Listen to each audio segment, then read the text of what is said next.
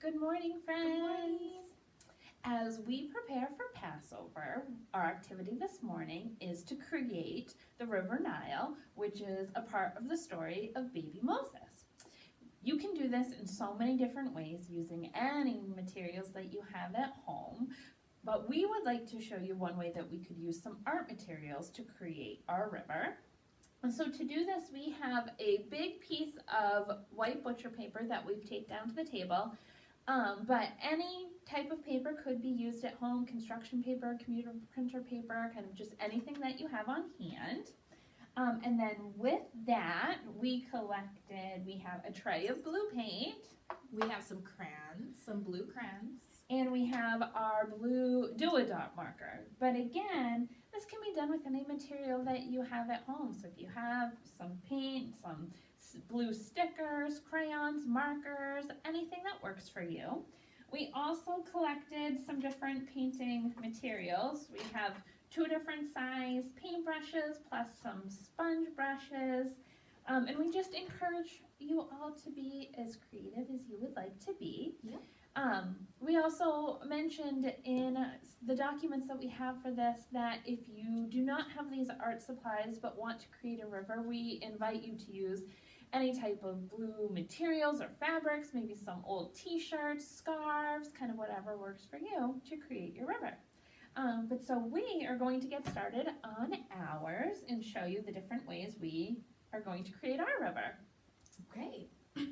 All right, where are you going to start, Miss Farron? I'm going to start with the crayon and I will start down here. Okay, I think I'm going to start with my blue sponge brush. And so when you're creating this paint, friends, or this different artwork, remember that it's water, right? So you're creating a river. And so any of you who have gone to the beach or the river and seen the different water, you'll see that there's all different kind of waves and patterns to it. So we invite you to create that however you can with your materials. I'm going to use my brush. Oh, I think that's a great idea. I'm going to use my spongy brush. And just like when you're at school, remember we try and just fill our whole papers as much as you can. Okay, I think I'm going to use our blue do-a-dot marker. Friends, do you remember using these at school? If you open it up, oh, this one has a lot of paint on the tip, and so we're going to do dots with it. Oh, this is creating big splatters today. Ooh. Miss Farron's creating interesting designs with that sponge brush. Yep. I think I'm going to use one of my brushes to spread out some of this ink from the do-a-dot here. I think that's a good idea. It's a little bit everywhere.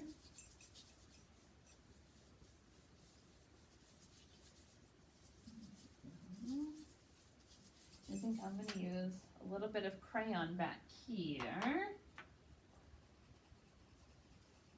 Oh, Miss Farron's making some swirls in her paint. Yep. Just using a normal brush to make different patterns. Remember, you can do back and forth or up and down and fill in all the space with your paint and your crayons and your markers. I think some blue markers would have been nice. Maybe next time, Miss Farron, we'll use some markers on ours. Sounds like a good idea. I'm going to use some more paint here.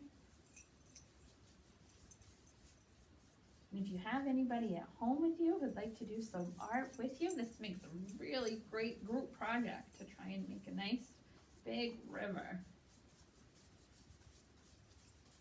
Okay. I think I'm going to use my sponge brush one more time to make some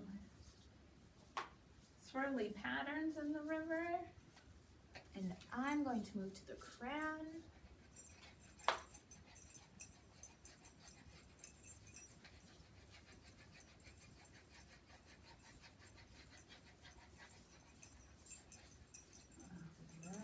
What do you think here, Miss Farron?